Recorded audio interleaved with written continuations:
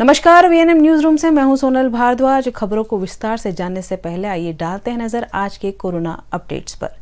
सबसे पहले बात करते हैं विश्व की। तो विश्व में कोरोना के 1,10,00,000 से ज्यादा मामले दर्ज हो चुके हैं, जिसमें से 61 लाख से ज्यादा लोग रिकवर हुए हैं, जबकि 5,25,000 से ज्यादा की मृत्यु हुई है। देश की बात करें तो देश में कोरोना संक्रमितों की संख्या 6,40,000 से ज्यादा बढ़ गई है। 3,80,000 से ज्यादा संक्रमित रिकवर हुए हैं और 2,30,000 से ज्यादा एक्टिव केस हैं, जबकि 18,500 से ज्यादा लोगों की मृत्यु भी हुई है। देश में महाराष्ट्र में कोरोना के सबसे ज्यादा 1,90,000 से ज्यादा केस हैं। वहीं तमिलनाडु में 1 लाख से ज्यादा और दिल्ली में भी 94,000 से ज्यादा केस हैं। गुजरात में कोरोना पॉजिटिव की संख्या 34,000 से ज्यादा हो गई है, जिसमें से 25,000 से ज्यादा लोग रिकवर हुए हैं और 7,500 से ज्यादा एक्टिव केस हैं।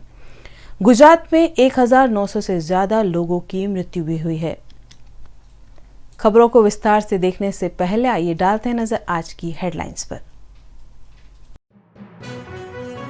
शहर में कोरोना संक्रमितों की संख्या में लगातार इजाफा। आज नए 62 लोग कोरोना पॉजिटिव होने की पुष्टि। देश के प्रधानमंत्री नरेंद्र मोदी ने लेह पहुंचकर सबको चौंकाया, बढ़ाया सेना के जवानों का हौसला। और संजय नगर के विस्थापितों को नहीं मिल रहे आवास, कांग्रेस की अगुवाई में निकाला मोर्चा।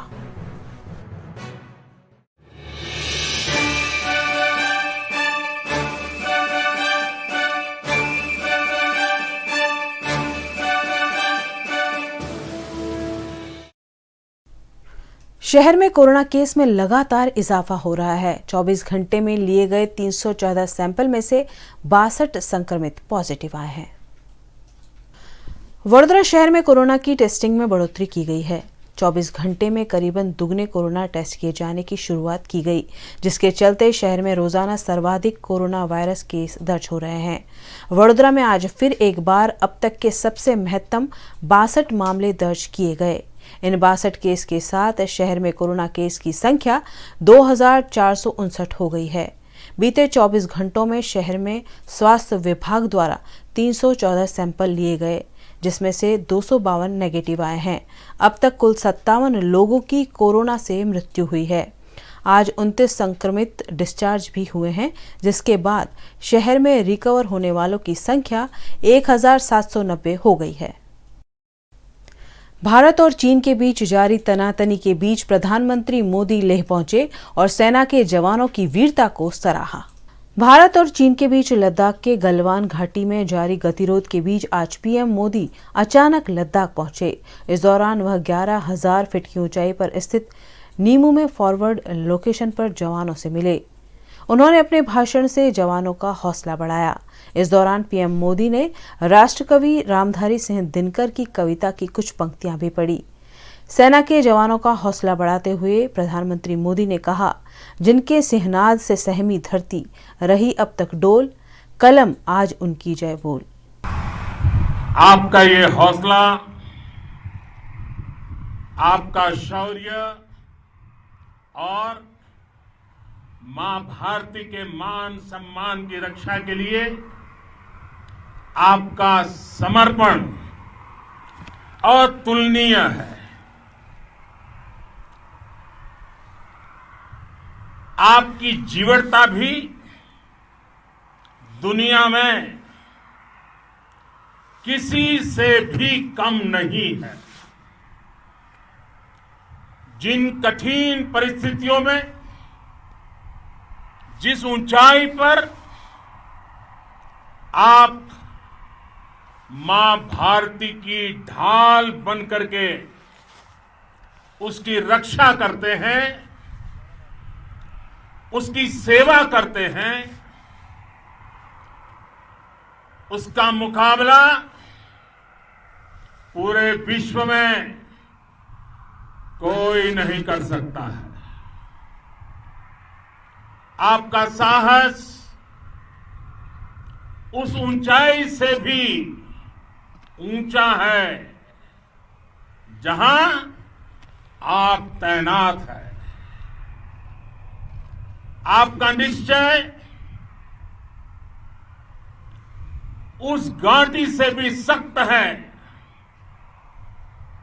जिसको रोज आप अपने कदमों से नापते हैं। आपकी भुजाएं उन चट्टानों जैसी मजबूत है जो आपके इर्द गिर्द खड़ी है। आपकी इच्छा शक्ति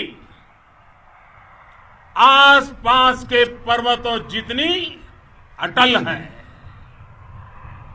आज आपके बीच आकर मैं इसे महसूस कर रहा हूं, साक्षात अपनी आंखों से इसे देख रहा हूं। साथियों, जब देश की रक्षा आपके हाथों में है, आपके मजबूत इरादों में है, तो एक अटूट विश्वास है। सिर्फ मुझे नहीं, पूरे देश को अटूट विश्वास है और देश निश्चिंत भी है। नहीं सुलझ रहा कई सालों से संजय नगर के आवास का मसला। कांग्रेस पार्टी की अगुवाई में संजय नगर विस्थापितों ने किया वीएमसी पर मोर्चा। हरनी वारसिया रिंग रोड पर सन 2017 में सैकड़ों परिवारों को जल्द घर बनाकर दिए जाने का सपना दिखाकर संजय नगर की झुग्गियों को उजाड़ दिया गया था। मामले को 3 साल हो गए हैं, लेकिन अब तक इस आवास योजना का भूमि पूजन तक नहीं हुआ है। इस मामले आक्रोशित संजय नगर के लोग अब डू और डाई सिचुएशन में आ गए हैं। पिछले कई महीनों से उन्हें कॉन्ट्रैक्टर द्वारा किराए के पैसे तक नहीं चुकाए गए हैं, जिससे तालाबंदी की आर्थिक समस्याओं से जूझ रहे विस्थापितों ने संजय नगर के खुले मैदान में ही डेरा डाल दिया है। इस मामले ठोस कार्यवाही की मांग को लेकर संजय नगर के विस्थापितों ने शहर कांग्रेस कमेटी की अगुवाई में थाली बेलन बजाते हुए वडोदरा महानगर पालिका तक मोर्चा निकाला।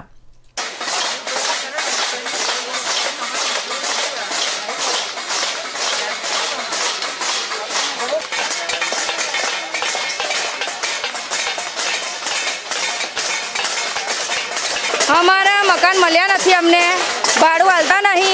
અમે 5-6 દિવસથી ધરણા પર બેઠા છે, કોઈ પોલીસવાળા આવતા નહીં, કશું જ નહીં। અને આવા 10 ફેરે અમે આવીએ છીએ અને અમને ખાલી વાયદાત બતાવે, 2 ચેક ચાલુ કરે છે, પછી હાલતા નહીં। પછી અમારે ધરણા પર બેસવું પડે। હજુ ત્યાં જ બેસીશું, ત્યાં જ ધરનો કરીશું, ત્યાં જીવીશું, ત્યાં મરીશું। અમને મારી નાખવા તો મારી નાખજો। संजय नगर में पीपीपी मॉडल आवास योजना के तहत घर बनाने हैं। इस मामले 2000 करोड़ रुपए का भ्रष्टाचार हुआ होने के आरोप लगाते हुए कॉन्ट्रैक्टर को बदलकर पूरा प्रोजेक्ट वीएमसी के हस्तक लिए जाने की मांग कांग्रेस के शहर अध्यक्ष प्रशांत पटेल और नेता चंद्रकांत श्रीवास्तव द्वारा की गई है। आज 3 साल हो गए। संजय नगर प्रधानमंत्री आवास योजना, नाम है प्रधानमंत्री आवास योजना, और प्रधानमंत्री आवास योजना के नाम पे शासक पक्ष चुप बैठी है। 2000 करोड़ रुपया का भ्रष्टाचार है। तो क्या प्रधानमंत्री की गरिमा की इज्जत करना ये शासक पक्ष की जिम्मेदारी नहीं है? आज कॉन्ट्रैक्टर ने एक ईंट नहीं रखी है, तो हमारी यही बात है कि ये कॉन्ट्रैक्ट रद्द होके कॉर्पोरेशन खुद ये प्रोजेक्ट करे। और लाभार्थियों की कहना ये है, अगर कॉर्पोरेशन ये प्रोजेक्ट करते हैं तो हमें भाड़ा भी नहीं चाहिए, हम फुटपाथ पर सो जाएंगे, क्योंकि ये प्रोजेक्ट से कॉर्पोरेशन की जेब में हजारों करोड़ का मुनाफा होने वाला है।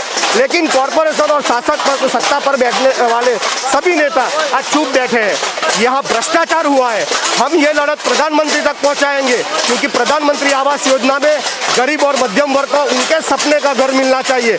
स्मार्ट सिटी के नाम से, प्रधानमंत्री आवास योजना के नाम से ये स्मार्ट भ्रष्टाचार है, ये प्रधानमंत्री को हम पहुँचाएंगे।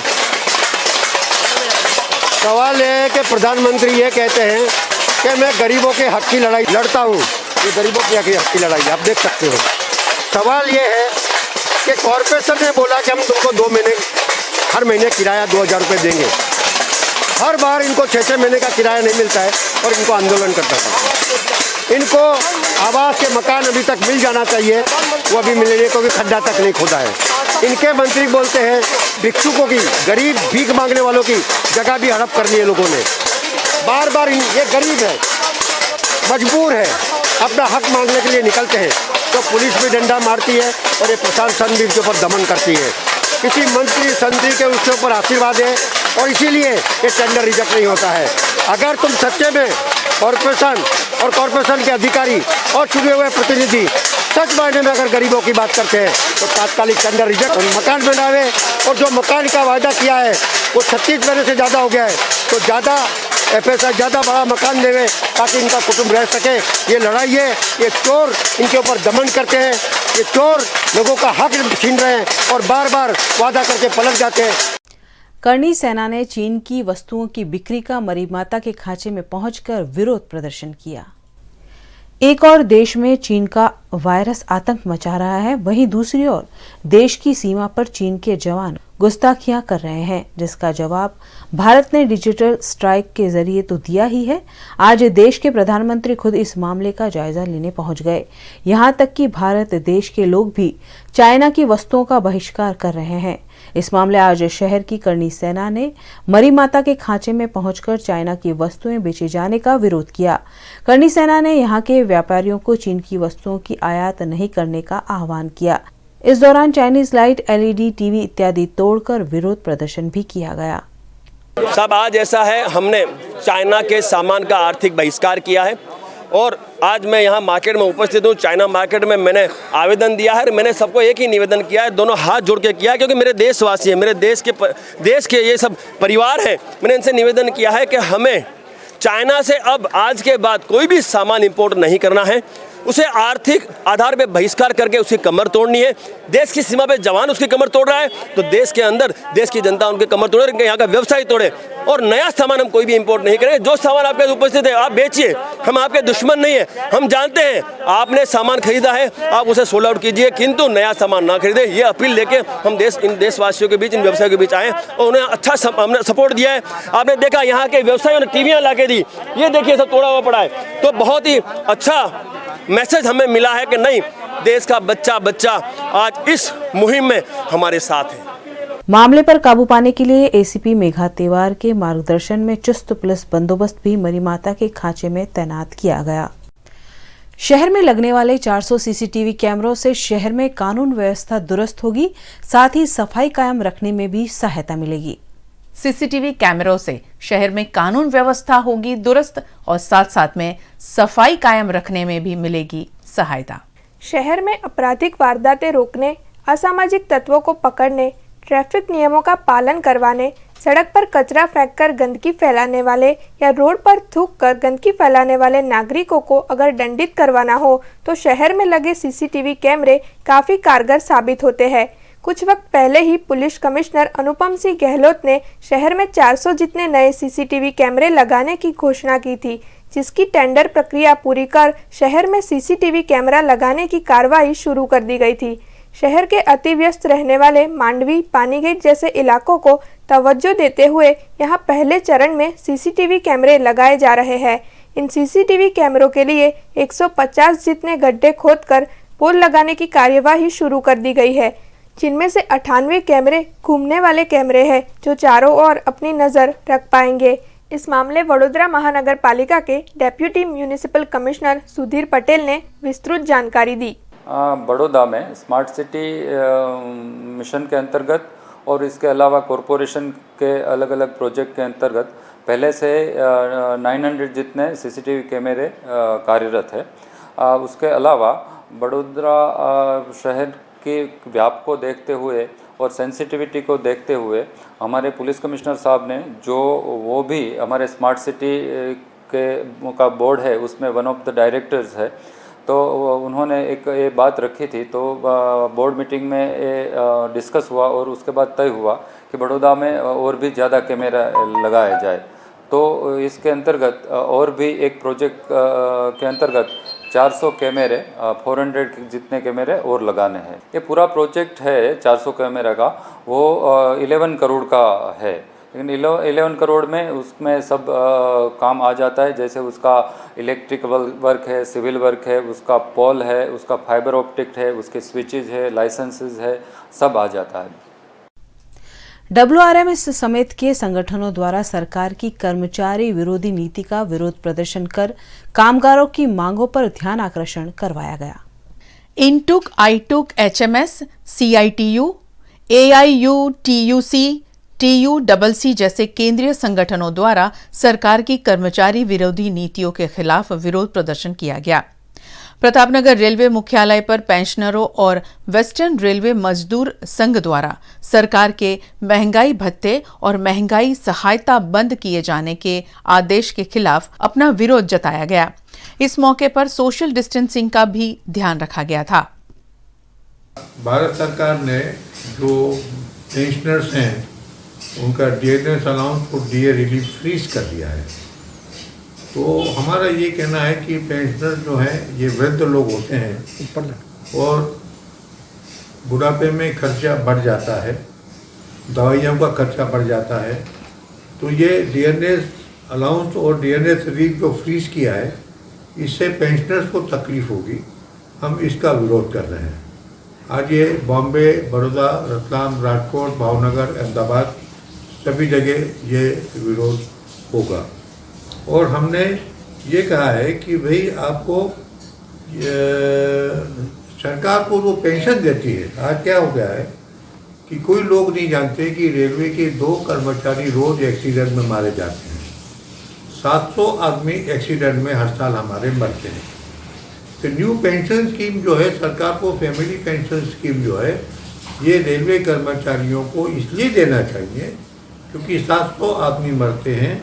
और ये अनिल काकोडकर साहब जो एटॉमिक एनर्जी कमीशन के चेयरमैन थे और बहुत बड़े ये आज भी रेलवे रिफॉर्म कमेटी के चेयरमैन हैं, उन्होंने भी सरकार से कहा, अपने सुरेश प्रभु ने कहा ये बात अनिल काकोडकर साहब की, सुरेश प्रभु, मल्लिकार्जुन खड़गे ये जब रेल मंत्री थे इन्होंने भी कहा कि रेलवे कर्मचारियों को फैमिली पेंशन मिलना चाहिए और ये पेंशन भारत सरकार को देना चाहिए। और ये जो 700 आदमी मरते हैं ये रिपोर्ट अनिल काकोडकर साहब की रिपोर्ट है, इसको मानना चाहिए। दूसरा हमारा ये कहना है कि 2023 से भारत सरकार ने एक गलत फैसला किया है कि हमारे गाड़ियाँ ट्रैक के ऊपर जो है बाहर की प्राइवेट गाड़ियाँ चलेंगी। अब बाहर की प्राइवेट गाड़ियाँ हमारे ट्रैक पे चलेंगी और उनका जो किराया है वो जो चाहेंगे वो वसूल करेंगे, कॉम्पिटिटिव रेट से किराया रहेगा। तो क्या हमारे लोगों का शोषण भारत सरकार करेगी? आज 2 करोड़ आदमी रेलवे में प्रतिदिन प्रवास करते हैं और 2 करोड़ आदमी प्रवास भी करते हैं। और ये जो है आज हम पूरे 70,000 किलोमीटर के नेटवर्क पे हम काम करते हैं। हम जो है रेलवे कर्मचारी जो है कोरोना, हमारे अस्पताल में कोरोना का ट्रीटमेंट होता है, ठीक है ना। तो इस प्रकार की ये गलत चीज़ है। ये जो डीए इन्होंने फ्रीज किया है डीएनएस अलाउंस पेंशनर्स का, ये इनको वापस लेना चाहिए। अब लेबर लॉ अगर आप अमेंड कर रहे हो तो ये आज जो वर्कर्स को जो फैसिलिटी मिलती है, प्रोटेक्शन मिलता है, वो प्रोटेक्शन आप ख़त्म करना चाहोगे। और लेबर लॉ का जो अमेंडमेंट कर रहे हैं वो ऐसा कर रहे हैं कि एम्प्लॉयर जो है उसका फ़ायदा होगा, एम्प्लॉयज़ का नुकसान होगा। तो ये गलत है कि आज जो प्रोटेक्शन हमारे वर्किंग क्लास को, वर्कर्स को मिलता है उसको विड्रॉ करके एम्प्लॉयर को अगर आप फ़ायदा कराओगे तो वो वर्किंग क्लास का, वर्कर्स का शोषण करेंगे। ये भी नहीं होना चाहिए, इसका भी हम विरोध करते हैं। हमने ये कहा है कि पेंशन की मैंने बात करी आपसे। अब कॉम्पिटिटिव फेयर मैं फिर से कह रहा हूँ आपसे कि कॉम्पिटिटिव फेयर करोगे तो ये हमारे जो लोग गाड़ी में सफ़र करते हैं उनका शोषण आपको नहीं करना चाहिए। और पेंशन स्कीम जो है 700 कर्मचारी हर साल एक्सीडेंट में रेलवे के मर जाते हैं, 2 कर्मचारी रोज़ मरते हैं। तो फैमिली पेंशन जो है भारत सरकार को रेलवे कर्मचारियों को देना चाहिए, ये हमारा निवेदन है। जी सर। आज का अधिकतम तापमान रहा 37 डिग्री सेल्सियस और न्यूनतम तापमान रहा 29 डिग्री सेल्सियस। खबरें अभी और भी है जिन्हें लगातार आप तक पहुंचाते रहेंगे, लेकिन छोटे से अंतराल के बाद।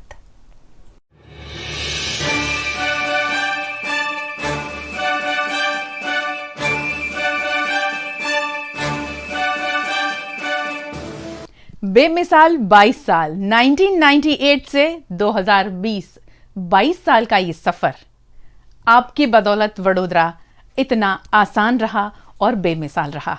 इसीलिए आप सब हमारे साथ में 5 जुलाई सुबह 11 बजे इस बेमिसाल 22 साल के जश्न में, सेलिब्रेशन में जुड़िए।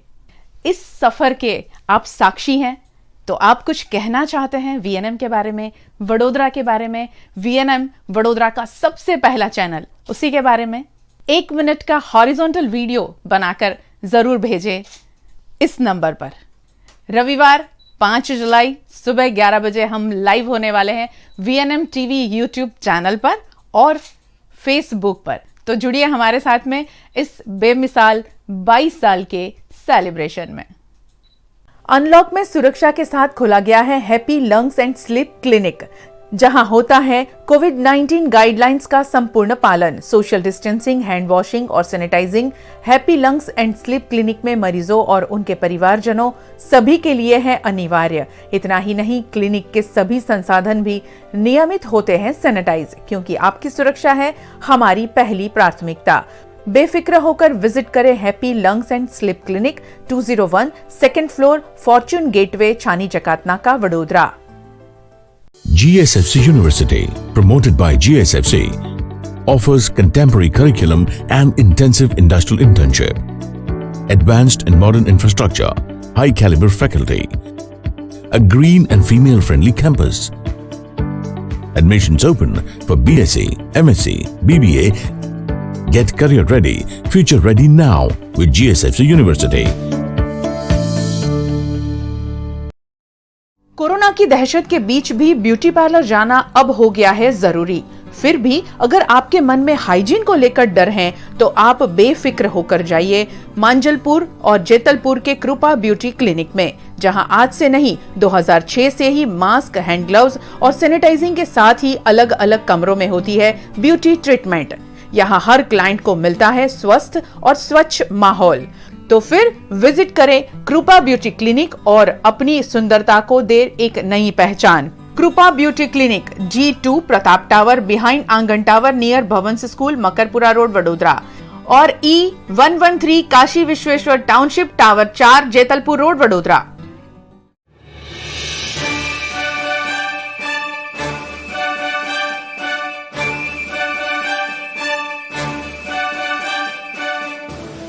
बेमिसाल 22 साल 1998 से 2020 22 साल का ये सफर आपकी बदौलत वडोदरा इतना आसान रहा और बेमिसाल रहा।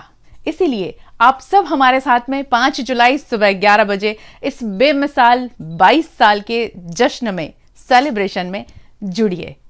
इस सफर के आप साक्षी हैं, तो आप कुछ कहना चाहते हैं वीएनएम के बारे में, वडोदरा के बारे में, वीएनएम वडोदरा का सबसे पहला चैनल, उसी के बारे में 1 मिनट का हॉरिजॉन्टल वीडियो बनाकर जरूर भेजें इस नंबर पर।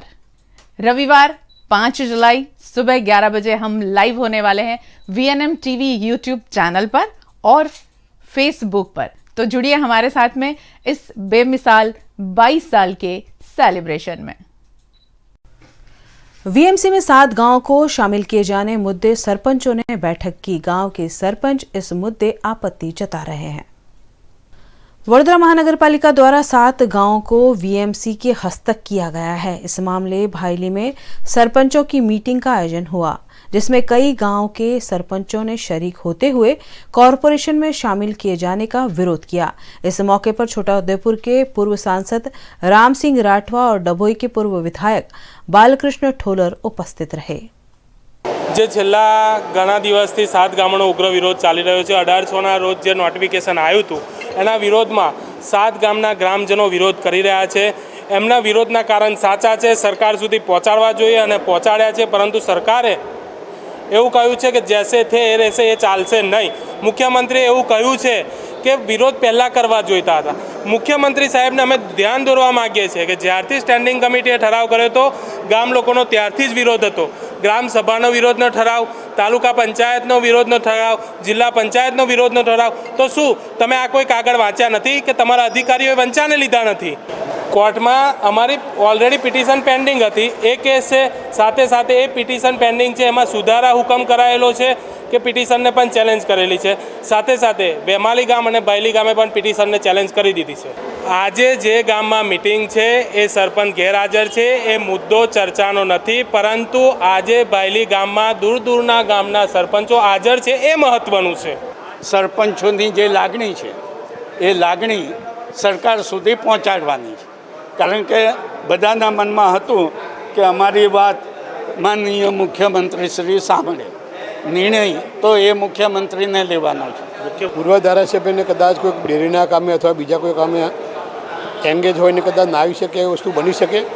આજે સરપંચોએ જાતે મિટિંગ બોલાવી હતી, અમે કોઈ મિટિંગ બોલાવેલી નથી.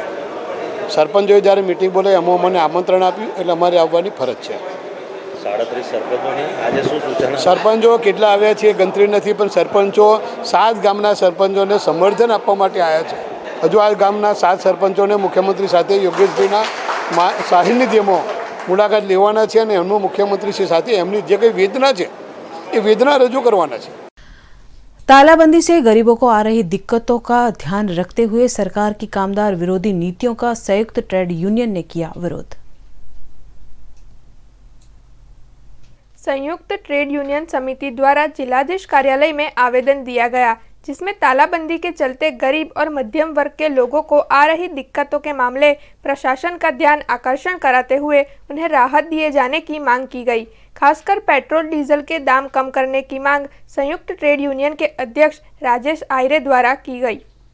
તમે જો સંયુક્ત ટ્રેડ યુનિયન દ્વારા દર વખતની જેમ જે કોન્ટ્રાક્ટ પદ્ધતિ છે, સાથે સાથે 1947ના કાયદા જે હતા એને સંપૂર્ણપણે જાણે બંધ કરી એમના ઘરના કાયદાઓ છે.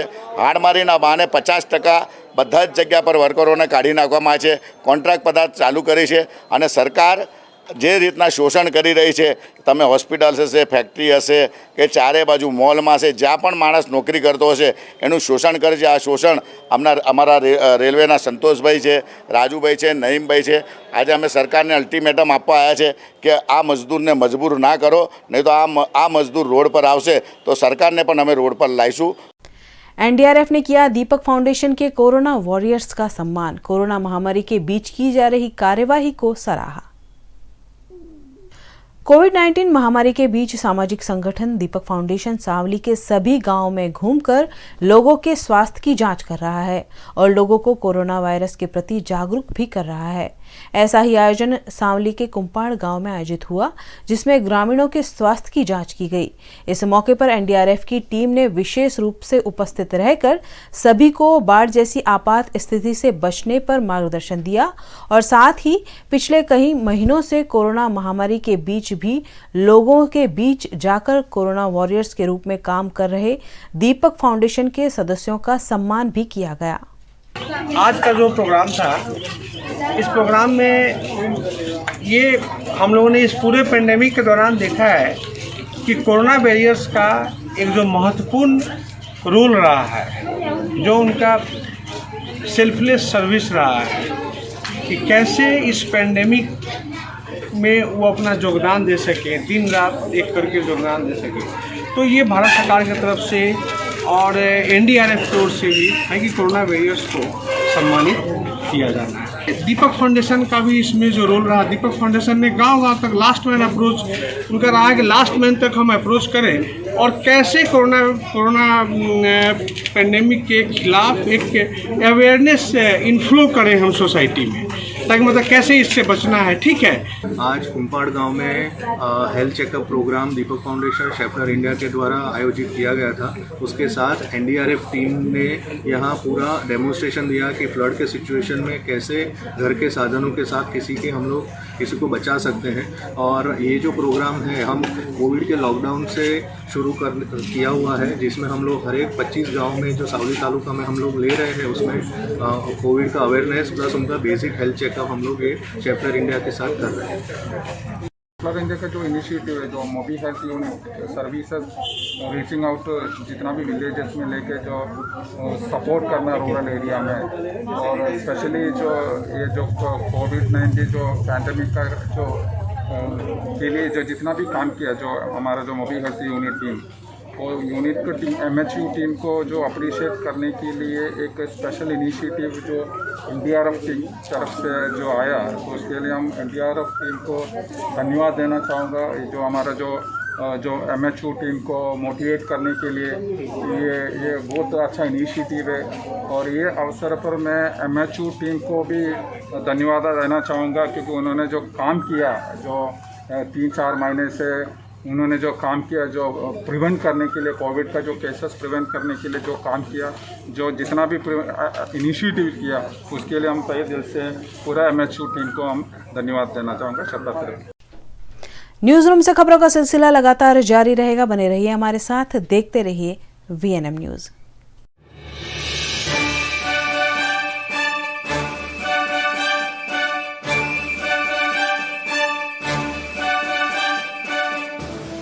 बेमिसाल 22 साल 1998 से 2020, 22 साल का ये सफर आपकी बदौलत वडोदरा इतना आसान रहा और बेमिसाल रहा।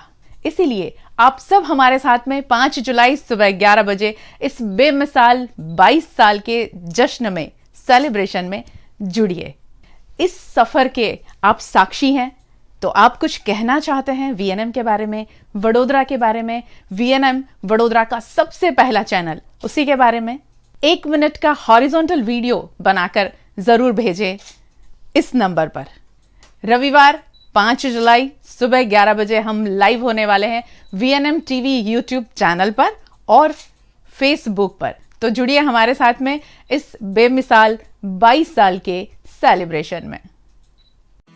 फ्यूचरलिंक कंसल्टेंट्स 18 इयर्स ऑफ एक्सपीरियंस, जो देगा आपके सपनों को पंख। A one stop support service for student, immigration and spouse dependent visa to Canada. Futurelink देता है ऑस्ट्रेलिया, UK, USA एंड न्यूजीलैंड के लिए स्टूडेंट वीजा। साथ ही यहाँ हाईली क्वालिफाइड फैकल्टी देती है IELTS एंड PTE की कोचिंग, वो भी फ्लेक्सिबल टाइमिंग में। Visit Futurelink head office 216 Atlantis near Genda circle और Manjalpur branch 315 Pinakin plaza Vadodara.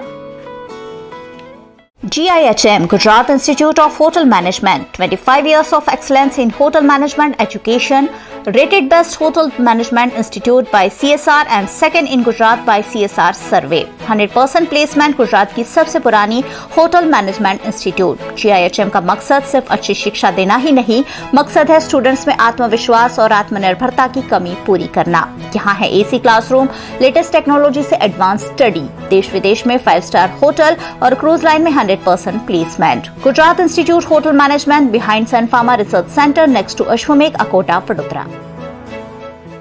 Paneri ethnic and stylist short and long kurtis, leggings, Patiala, palazzo और पैंट की ढेरों वैरायटीज के साथ पानेरी में है इनरवेयर का भी कलेक्शन। अमांटे, ट्रायम, लेनिसा, जॉकी, लिबर्टी वर्ल्ड जैसी इंटरनेशनल ब्रांड के साथ स्वीट ड्रीम, सोनाली, ट्राइलो, एनामोर, लावण्य और जूलियट ब्रांड भी। और हाँ, पानेरी में अब अवेलेबल है मेंस अंडरगारमेंट्स, मेंस नाइटवेयर और मेंस स्पोर्ट्स वेयर भी। पानेरी 10 राजनगर सोसाइटी नियर कलश circle, Akota stadium road, Vadodara.